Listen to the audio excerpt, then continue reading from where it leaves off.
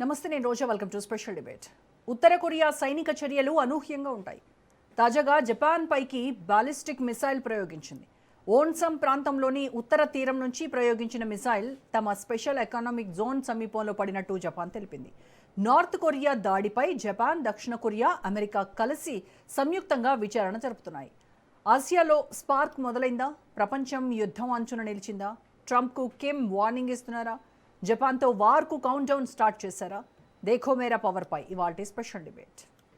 August 17 నుంచి America, దక్షిణ కొరియాల సంయుక్త సైనిక విన్యాసాలు ప్రారంభం కానున్నాయి. ఉత్తర కొరియా కవ్వింపు చర్యలకు పాల్పడటంతో సర్వత్రా ఆందోళన నెలకొంది. అమెరికా, సౌత్ కొరియా మధ్య ఏటా సైనిక విన్యాసాలు జరుగుతుంటాయి. అయితే ఆ సైనిక విన్యాసాలు తమ దేశానికి ముప్పు అని, తమపై దాడికి ముందస్తు సన్నాహాలు చేస్తున్నాయని ఆరోపిస్తోంది ఉత్తర కొరియా. అందుకే తమ సైనిక సత్తా చాటామంటోంది. ఇప్పటికే మిడిల్ ఈస్ట్లో చమురు జ్వాల చల్లారటం లేదు. ఇరాన్, ఇజ్రాయెల్ రగిలిపోతున్నాయి. అలాగే రష్యా, యుక్రెయిన్ ఢీ అంటే ఢీ అంటున్నాయి. అమెరికా సైతం ఆజ్యం పోస్తోంది. ఇలాంటి సమయంలో ప్రపంచాన్ని మరో సంక్షోభం వైపు నెట్టేస్తోంది నార్త్ కొరియా. దేఖో మేరా సత్తా అంటూ మిసైళ్ల పవర్ను ప్రదర్శించారు కిమ్ జాంగ్ ఉన్.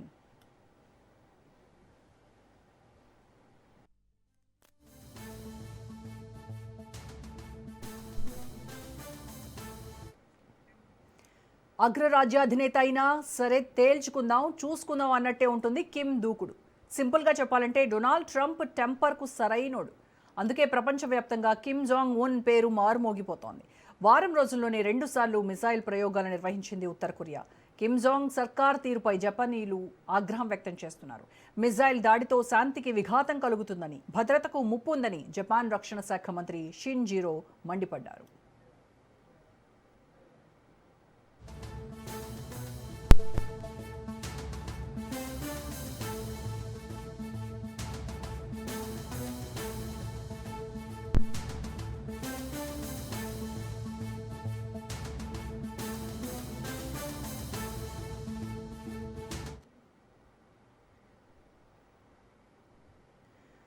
వాస్తవానికి క్షిపణి ప్రయోగాలు చేసిన మరుసటి రోజు నార్త్ కొరియా ప్రభుత్వ మీడియా వివరాలను ప్రకటిస్తోంది. ఆయుధం యొక్క నిర్దేశాలు, ప్రయోగం యొక్క ఉద్దేశంతో పాటు ఛాయాచిత్రాలు కూడా విడుదల చేస్తుంది.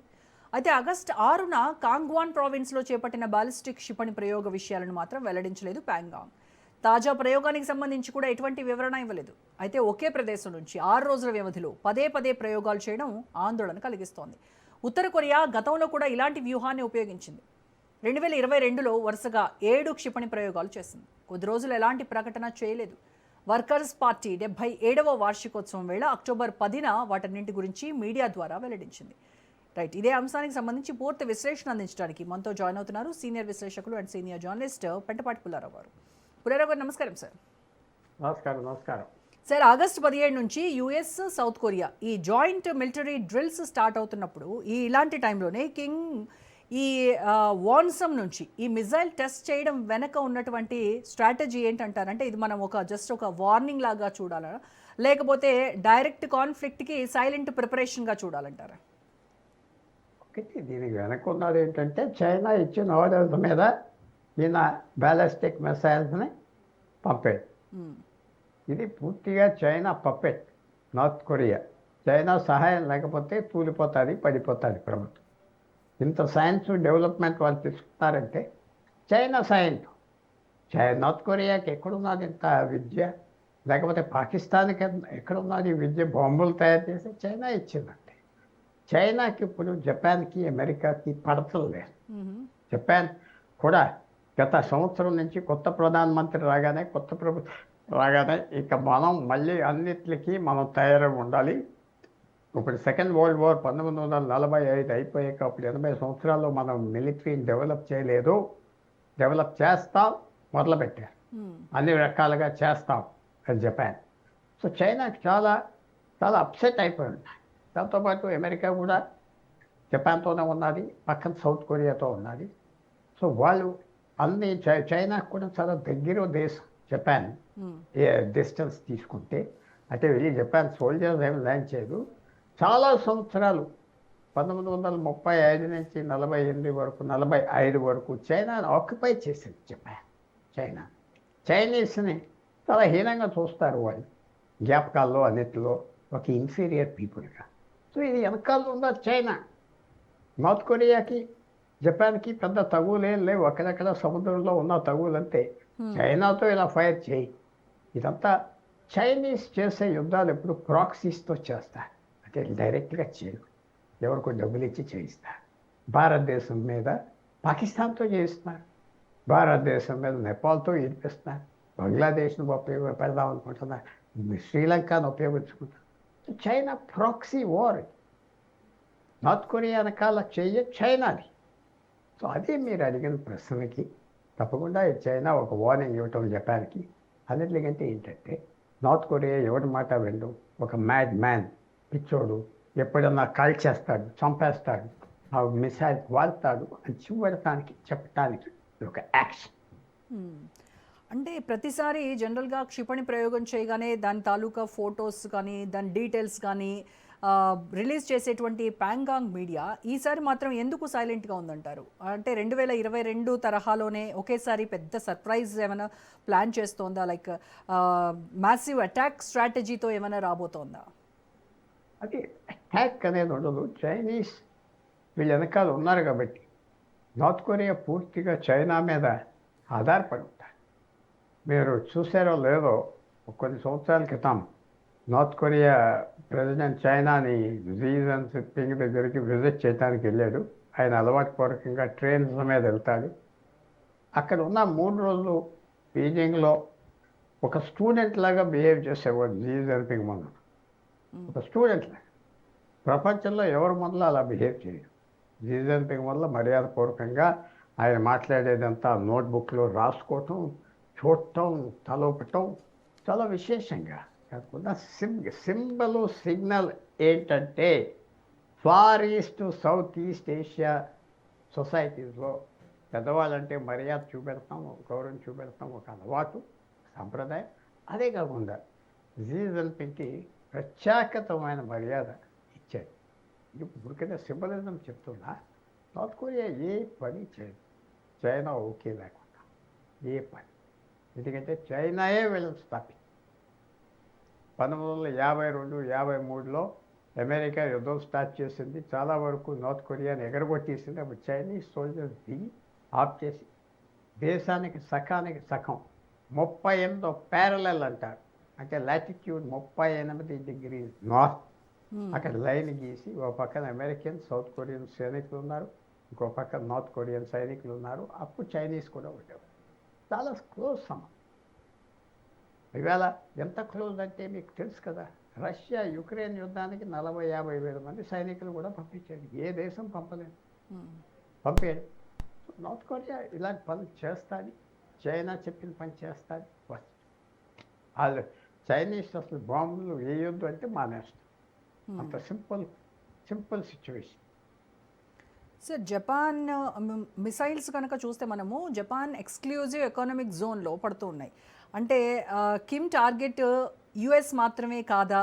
అక్కడ ఈస్ట్ ఏషియాలో కనుక డైరెక్ట్ వార్ వస్తే జపాన్ కూడా టార్గెట్ కాబోతోందా అన్నటువంటి డౌట్స్ వస్తున్నాయి. వాళ్ళ ఆలోచన, వాళ్ళ మెసేజ్ దేనికి యుద్ధంలో వస్తే, చైనా కనుక యుద్ధం చేస్తే అంత పెద్ద యుద్ధం నేను చైనా చేస్తానని అనుకోవట్లేదు. చైనా ఇప్పుడు యుద్ధం చేయదు. మీరు 1979లో వియత్నాం మీద యుద్ధం చేసింది, వాళ్ళ సొంత ఎలాయే. ఇద్దరికి బోర్డర్ ఇష్యూస్ మీద కోపం వచ్చేసి చైనా అటాక్ చేస్తే 20,000 మంది చైనీస్ సోల్జర్స్ చంపేశారు వియత్నామీస్ సైన్యం. ఆ రోజు నుంచి ఇవాళ 45 సంవత్సరాలు ఒక్క చైనీస్ యుద్ధం భారతదేశం బోర్డర్ తప్ప ఎక్కడా జరగలేదు. భారతదేశం బోర్డర్ మీద చేస్తూ ఉంటారు, ఎక్కడా లేదు. చైనా అంత ఈజీగా యుద్ధం స్టార్ట్ చేయదు. బలం చూపెడుతుంది, బెదిరిస్తుంది, విసిగిస్తుంది, అలసట తీసుకొస్తారు. అలసట వచ్చేసి వదిలేద్దాం అని హండ్రెడ్స్ ఆఫ్ ఇయర్స్ చేస్తారు. ఇప్పుడు ఆల్రెడీ భారతదేశంతో మనకి 65 సంవత్సరాలు మనతో యుద్ధం చేస్తారు. మనం ఎన్నోసార్లు సెటిల్ చేసుకుందామంటే చేద్దాం, మనం ఎందుకు చేయాలి, నెక్స్ట్ జనరేషన్ చేస్తారు, వచ్చే జనరేషన్ చేస్తారు, అలా చేస్తారు. చైనీస్ పాలసీ యుద్ధం చేయొద్దు, యుద్ధానికి తయారవు, యుద్ధం చేసేటట్టుగా బిహేవ్ చేయి, అలా సాగని 40 సంవత్సరాలు 100 సంవత్సరాలు ఉన్న మన సిస్టమ్ అలాగే వెళ్తారు. మనుషులు ఉండినా లేకపోయినా సిస్టమ్, చైనీస్ సిస్టమ్ అలాగే వెళ్తారు. వాళ్ళందరూ కరిగిపోయి మాయమైపోతారు కదా ఇతర దేశాలు. కానీ కరెక్ట్ పాలసీ. సో చైనా ఇతరులతో యుద్ధాలు చేయించినట్టుగా బెదిరిస్తుంది, చేయిస్తుంది. ఇరాన్కి పూర్తిగా సపోర్ట్ చేస్తుంది యుద్ధం చేయమని. అలాగే పాకిస్తాన్కి భారతదేశం మీద పూర్తి సపోర్ట్. పాకిస్తాన్ అమెరికాతో కలిసినా పట్టించుకోదు చైనా. ఎందుకంటే పాకిస్తాన్ ఇండియాకి అంత విరోధం ఉన్నది, ఎవరితో కలిసినా మనకు పర్వాలేదు అని చేయించుకోవాలి. చైనీస్ ఇప్పుడు వరకు సాగింది, ఒకసారి సాగదు. అది ఇప్పుడు ఫ్యూచర్ ఎలాగుంటుంది, ఫ్యూచర్ అంతా ఇలాగే ఉంటుందా? ఉండదు, మారిపోతుంది. ఎలా మారుతుందో మనం ఎవరు ఎక్స్పెక్ట్ చేయలేము. ఇలా సైన్యాలు ఉంటాయా, కొత్త సైన్యాలు వస్తాయా, సైన్స్ అండ్ టెక్నాలజీని పూర్తిగా చేసుకుంటుందా, అంతా ఆప్ చేయగలదా మనం ఇంకా చెప్పలేము. కానీ టెక్నాలజీ చాలా ఫాస్ట్గా వెళ్ళిపోతుంది. చైనీస్ ఆ టెక్నాలజీకి మాస్టర్స్గా కూడా ఉన్నారు. అలా యుఎస్ విషయానికి వస్తే ట్రంప్ అడ్మిన్ గురించి కిమ్ ఎలా అంచనా వేస్తున్నారంటారు వాళ్ళ వైఖరిని? వీళ్ళ ఈ వరుస మిజైల్ పవర్ షోస్ వీటి ద్వారా ట్రంప్కి అసలు కిమ్ ఏం మెసేజ్ ఇద్దాం అనుకుంటున్నారు సార్ డైరెక్ట్గా? నేను ఒక మెన్షన్ చేస్తే బాగుండు. జూన్ 2018లో first time Trump and Kim కలిసారు సింగపూర్లో. ఎవరు అమెరికన్ ప్రెసిడెంట్ అప్పటి వరకు కలవలేదు. నార్త్ కొరియాతో 1952 నుంచి విరోధం ఉన్నది. 48+20 70 సంవత్సరాలు ఎవరు మాట్లాడలేదు కూడా. కిమ్తో కలిసాడు సింగపూర్. ఏదో న్యూక్లియర్ బాంబులని వదిలేయి తీసుకెళ్దాం, మీ మీద శాంక్షన్స్ వస్తామంటే ఆలోచిస్తామని ఒప్పుకోలేదు. మళ్ళీ జనవరి ఫిబ్రవరి 2019లో మళ్ళీ కలిశారు. వియత్నాంలో ఏదో మీటింగ్ జరిగితే అది కలిశారు కిమ్ అండ్ డొనాల్డ్ ట్రంప్. ఇది ఆశ్చర్యమైన విషయం. మళ్ళీ మూడోసారి జూన్ 2019లో సౌత్ కొరియాకి అఫీషియల్ విజిట్కి వెళ్ళి అక్కడి నుంచి కిమ్ అల్జోంగ్ ఆ బోర్డర్ ఏరియా ఎవరు క్రాస్ అవ్వకూడదు కలిసాడు. ఫస్ట్ అమెరికన్ ప్రెసిడెంట్ అసలు నార్త్ కొరియాలో అడుగు పెడతాం, సరదాగా కిమ్తో నీ దేశంలో అడుగు పెడుతున్నానని పెట్టి 5 నిమిషాలు ఉండి వచ్చాడు. కిమ్ డొనాల్డ్ ట్రంప్ అంత సీరియస్గా తీసుకోడు. తర్వాత డొనాల్డ్ ట్రంప్ కూడా చాలా యుద్ధాల్లో దొరికిపోయాడు, అది బయటికి రాలేకపోతున్నాడు తెలుసు. సో ట్రంప్ వ్యూహాలు ఏముంటాయంటే వాడు ఆలోచించేది ఏమీ చేయడు, చేతులు నిండుగా ఉన్నాయి. అతను ఒక్కడే కలిశాడు, 3 సార్లు కలిశాడు Donald Trump. So Donald Trump మీద పర్సనల్గా మంచి అభిప్రాయం ఉన్నది కిమ్కి. కానీ పెద్ద ఏదో యుద్ధం చేసేస్తాడు వచ్చేసాడు మాత్రం అనుకోడు. 3 మీటింగ్స్ జరిగినాయి వాళ్ళిద్దరి మధ్యన. 2000 కొత్తగా ఫ్రెష్గా మీట్ అవుతాడా? ఇరాన్ సెటిల్ అవుతే మీట్ అవుతాడు. ఎందుకు మీట్ అవుతాడంటే ప్రపంచంలో చూపెడటానికి, పబ్లిసిటీ కోసం, అది నేను అందరిని కలుస్తానని చెప్పుకోవటానికి మళ్ళీ మీట్ అవుతాడు అనుకుంటున్నా. వచ్చేసి ఓకే, అంటే యుఎస్, జపాన్, సౌత్ కొరియా కలిసి జాయింట్ ఇన్వెస్టిగేషన్ చేస్తున్నా, యుఎన్ శాంక్షన్స్ ఉన్నా కిమ్ మాత్రం అసలు ఎక్కడ తగ్గట్లేదు. అంటే ఇంటర్నేషనల్ శాంక్షన్స్ని నిర్వీర్యం చేయడంలో చైనా, రష్యానే కీలక పాత్ర పోషించాయనుకోవచ్చా సార్? ఇక్కడ పూర్తిగా రష్యా సపోర్ట్ చేస్తుంది, చైనా సపోర్ట్ చేస్తుంది. చిన్న దేశం, 2 కోట్ల జనాభా కంటే ఎక్కువ ఉండరు. వాళ్ళకి ఏం కావాలి, కావాల్సిన తిండి అంతా చైనా ఇస్తుంది, రష్యా పెట్రోల్ ఇస్తుంది. సో వాళ్ళకి రష్యా చైనా చూసుకుంటుంది. తర్వాత పూర్తి డిక్టేటర్షిప్ 1945 నుంచి 8 సంవత్సరాలు, 80 సంవత్సరాలు కిమ్ తాత పరిపాలించాడు. తాత చచ్చిపోయాక నాన్న ఇప్పుడు 80 సంవత్సరాలు. ఎలక్షన్స్ ఉండవు, ఏమి ఉండవు. మామూలుగా ఇది వాళ్ళు ఊరుకునే ఏమంటారు, ఇట్ ఈస్ ఎ డిక్టేటర్షిప్. మాట్లాడటానికి వెళ్ళారు, ఎవరు ఎక్కడున్నారు తెలియదు. దేశంలో పర్మిషన్ ఇస్తే క్యాపిటల్ వరకే వెళ్ళాలి, బయటికి ఎవరిని వెళ్ళనివ్వరు. సో వాళ్ళకి ఏం కావాలి, జనం విపరీతంగా చచ్చిపోయినా లెక్క పెట్టరు. వాళ్ళు ఎవరు అడగటానికి వీలు లేదు. ఒక 100 సంవత్సరాల క్రితం ఎలా బ్రతుకుతున్నారో అలా బ్రతుకుతున్నారు. కొంచెం చాలా లిమిటెడ్గా వాళ్ళు బ్రతుకుతున్నారు. అందువల్ల వాటికి ఏం నొప్పి లేదు, భయపడేది లేదు. పక్కన చైనా ఉన్నారు, ప్రొటెక్ట్ చేస్తుంది. చైనా కూడా అందరూ ఏమక్కర్లేదు, ఎవరైనా ఆయన మీద ఆటం బాంబు వేస్తే ఆయన కూడా వేస్తాడు. ఆటం బాంబులు అంత ఈజీగా వేసే ప్రపంచం కాదు. ఇంకా పాకిస్తాన్ ఏదో అస్తమానం భారతదేశం మీద అంటారు, కానీ అంత సింపుల్గా జరిగేది కాదు. 2.5 కోట్ల జనాభా ఉన్నారంతే. వాళ్ళలో 1 కోటి మందిని స్పెషల్గా చూసుకుంటారు. మిలిటరీ ఫ్యామిలీని, గవర్నమెంట్లో పనిచేసే వాళ్ళని, యాథ్లీట్స్, మిగతా వాళ్ళని ఎవరి జీవితాలు బ్రతకాలంతే. వాళ్ళు పెద్ద పట్టించుకోరు. పాకిస్తాన్ లాగా ఒక సెక్షన్నే వాళ్ళు 25 కోట్లలో ఒక 5 కోట్లు 8 కోట్ల మందికి చూసుకుంటారు. మిగతా ఎవరు గాల్లో బ్రతుకుతావు ఎక్కడ పోతావు నీ గొడవ ఆ అడ్వాంటేజ్ ఉంది అది కిందకి అంత బాధపడక. యుఎస్ జపాన్ సౌత్ కొరియా మధ్య క్యాంప్ డేవిడ్ ఒప్పందం తర్వాత వాళ్ళ మధ్య రియల్ టైమ్ ఇంటెలిజెన్స్ షేరింగ్ అనేది పెరిగింది.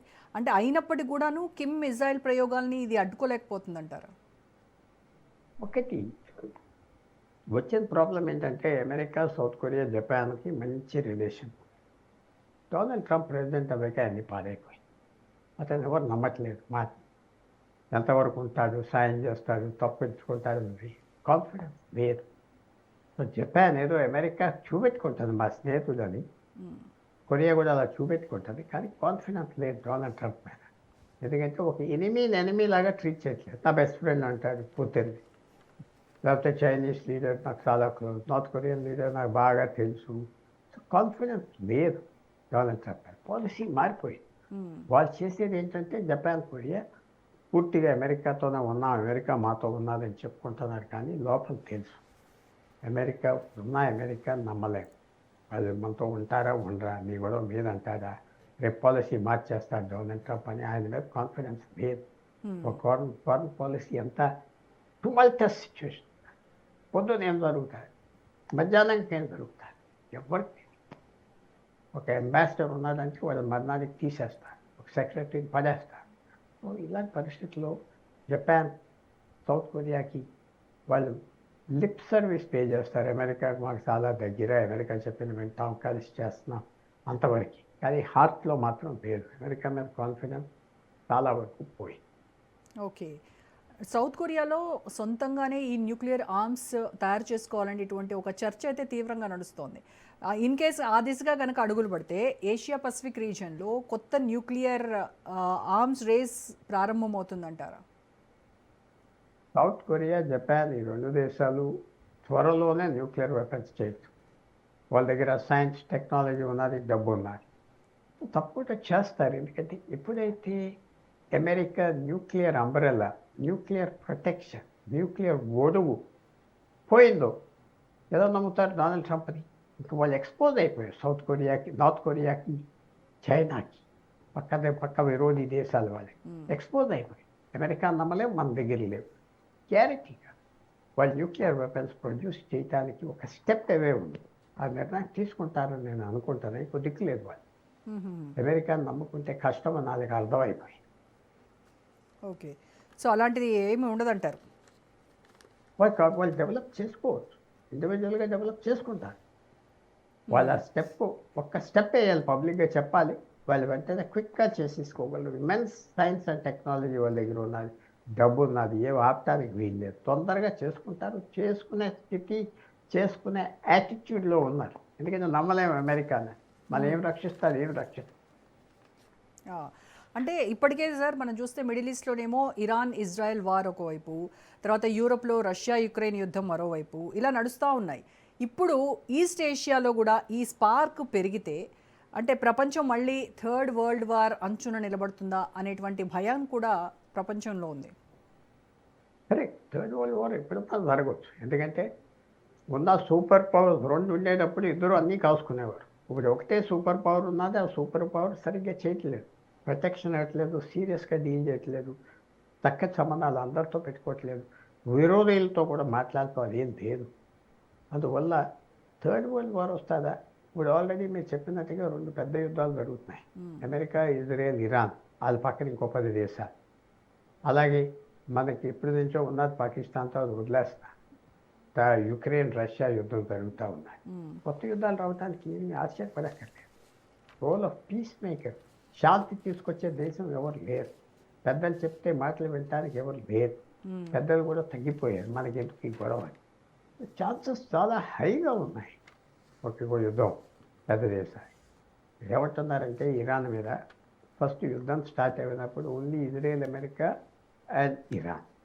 ఇప్పుడు ఏమంటున్నారంటే వన్ వార్ మెనీ నేషన్, ఒక యుద్ధం ఎక్కువ దేశాలు, చాలా దేశాలు కలిసిపోయినాయి. ఇప్పుడు ఇరాన్ అమెరికా యుద్ధంలో ఇటు అటు ఉన్నారు చాలా దేశాలు. అందువల్ల మీరు అడిగిన ప్రత్యేక question, north Korea fully prepared for war. North Korea ఇచ్చే మెసేజ్ ఏంటంటే మాకు లెక్కలేదు, మీరు బాంబు వేస్తే మిమ్మల్ని అందరినీ పంపారు, మా జోలికి రావద్దు, ఎవరు ఆ జోలికి వెళ్తలేదు. అనవసరంగా వీటితో తగదా దేనికి. నార్త్ కొరియా వెనకాల చైనా ఉన్నది, నార్త్ కొరియా వెనకాల రష్యా కూడా ఉన్నది.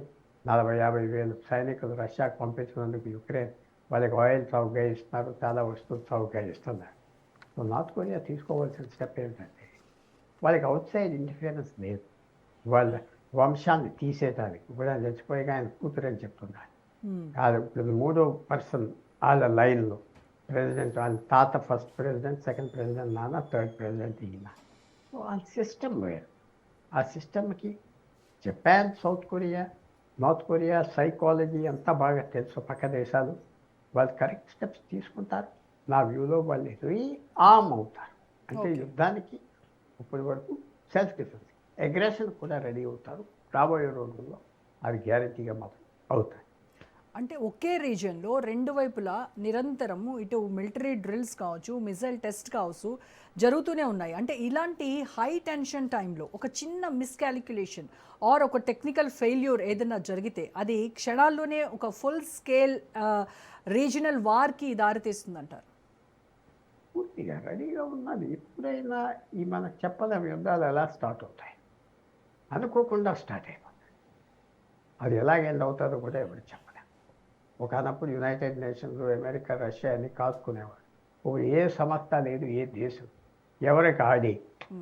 నార్త్ కొరియాతో చైనా వెనకాల ఉన్నది, జపాన్, కొరియా ఎవరిని కన్సల్ట్ చేయరు, యునైటెడ్ నేషన్స్ లేదు. ఒకనప్పుడు వాళ్ళు బ్రిటన్ని, యూరోపియన్ దేశాలు అందరినీ కన్సల్ట్ పనిచేసేవారు, సౌత్ కొరియా అండ్ జపాన్. ఇప్పుడు అదేం లేదు, ఎవరి కాళ్ళ మీద వాళ్ళు ఉన్నారు. డొనాల్డ్ ట్రంప్ వచ్చాక ఆయన ఇలాంటి అలయన్సెస్ నాకు అక్కర్లేదు, నేను ఇంకో చోట యుద్ధం చేయను, మాకేం సంబంధం ఇవన్నీ అంతా మొదలుపెట్టాక ఎవరికి వాళ్ళే అయిపోయారు. అది ఇవాళ మీరు చూసేది. జపాన్, సౌత్ కొరియా చూసేది. వాళ్ళకి తెలుసు ట్రబుల్ వస్తే కొరియాతో పోరాడాలి, కొరియాతో పోరాడితే అమెరికా ఏం సాయం చేయదు, నార్త్ కొరియాతో పోరాడినా ఎవరు ఏం సాయం చేయదు. మన కాళ్ళ మీద మనమే నిలబడాలి, క్లియర్గా తెలుసు. బయటికి చెప్పట్లేదు, బయటికి చెప్పకుండా టైం గడిపేస్తాం. Right, thank you so much Pullarao garu. Right, ఇది వాళ్ళ special debate. Stay tuned to Raj News for more updates.